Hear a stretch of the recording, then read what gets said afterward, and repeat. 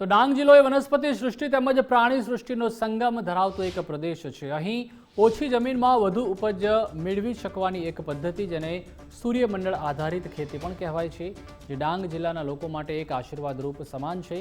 ત્યારે સંદર્ભે ચીખલીના ખેડૂત કિશોરભાઈ ચૌધરીએ પ્રોજેક્ટ કર્યો છે, જેમાં તેમના ખેતરમાં અન્ય જિલ્લાના ખેડૂતો પણ મુલાકાત લઈને તાલીમ લઈ રહ્યા છે। સૂર્યમંડળ આધારિત ખેતી એટલે સૂર્યમંડળ આકારની ખેતી, જેની અંદર સૂર્યમંડળ મુજબ વલયો પાડવામાં આવે છે।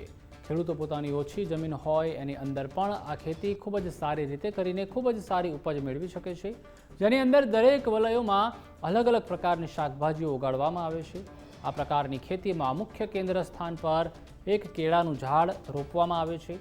સૂર્યમંડળ આધારિત ખેતીના ઘણા ફાયદાઓ છે, જેમાં ખેડૂતો ઓછી જમીનમાં વધુ ઉપજ મેળવી શકે છે। જ્યાં પાણીનું સ્તર નીચું છે એવા વિસ્તારોમાં પણ આ ખેતી કરી શકાય છે, કારણ કે આ પ્રકારની ખેતીમાં 30 દિવસમાં માત્ર 2 વાર જ પાણી આપવાનું હોય છે।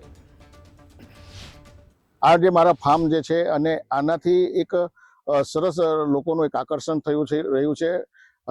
વિવિધ જુદી જુદી જગ્યાથી અહીંયા એક્સપોઝર વિઝિટ માટે પણ લોકો અત્યારે આવી રહ્યા છે અને ડાંગ માટે કદાચ એક નવી પહેલ આગા ખાનના માધ્યમથી થયેલી છે અને એનો લાહો પણ મને મળ્યો છે અને અહીંયા કર્યો છે। એટલે આ પાક એની સાથે મારા ફાર્મ ઉપર અન્ય કારેલાની ખેતી, ફ્રૂટ્સની ખેતી અને અન્ય મલ્ટીક્રોપિંગ જે પાકોના મોડેલો જે એટીએમ તરીકે ઓળખાય છે એવા એટીએમના પાકો પણ અમે અહીંયા લેવામાં આવેલા છે। આજે અમે અહીંયા કિશોરભાઈના મોડલ ફાર્મ પર ઊભા છે।